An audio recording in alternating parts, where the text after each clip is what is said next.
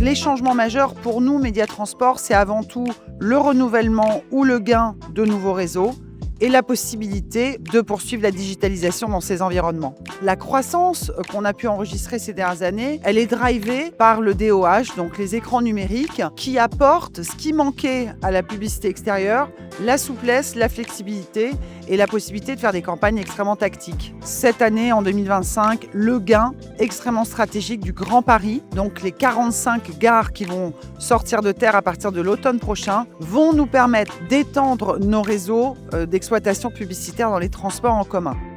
Le média DOH aujourd'hui a une forte progression. Donc nous, on a créé un marketplace. Donc d'un côté, on va résoudre ce souci de transparence pour justement clarifier et donner une vision nette. Ça nous permet également d'ouvrir ce média. Il n'est plus réservé aux plus gros annonceurs parce qu'on va partir sur les datas et sur l'activation presque chirurgicale qui nous permettra d'aller toucher le bon écran au bon moment et aller trouver la bonne cible de cette manière.